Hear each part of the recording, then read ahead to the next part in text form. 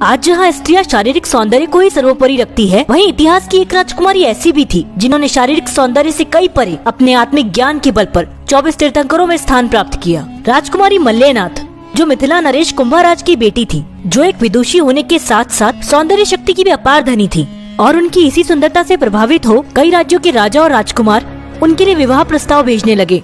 लेकिन महाराज कुंभा ने उन सभी को अयोग्य जानकर अस्वीकार कर दिया। वे सभी अति क्रोधित हो उठे और उन सभी ने राजकुमारी को पाने के उद्देश्य से मिथिला पर आक्रमण कर दिया, जिसका महाराजा कुंभा ने बहुत बहादुरी से सामना किया।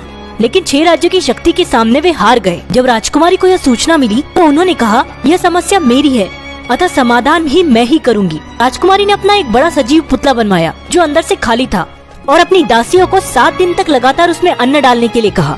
7वें दिन राजकुमारी ने उन सभी राजाओं को बुलाया और स्वयं उस पुतले के पीछे खड़ी हो गई। और जैसे ही राजा वहां पहुंचे, राजकुमारी ने उस पुतले का ढक्कन खोल दिया, जिससे अति तीव्र दुर्गंध आने लगी और सभी राजा कक्ष से बाहर भाग गए। तब मल्ली ने उन्हें समझाया कि जिस शरीर की वासना में पड़कर आप इतना बड़ा युद्ध कर रहे हैं, वो शरीर भी केवल एक रक्तमांस का पिंड ही है जो एक दिन नष्ट हो जाएगा। ऐसी नश्वर की कामना से बेहतर है शाश्वत की कामना कीजिए। राजकुमारी के इन वचनों से उन सभी राजाओं का हृदय परिवर्तन हो गया। उन सभी ने सर्वत्याग कर राजकुमारी की शरण ले ली और राजकुमारी ने भी घोर तपस्या कर पूर्ण ज्ञान को उपलब्ध हुई और जैन धर्म की 19वीं तीर्थंकर बनी।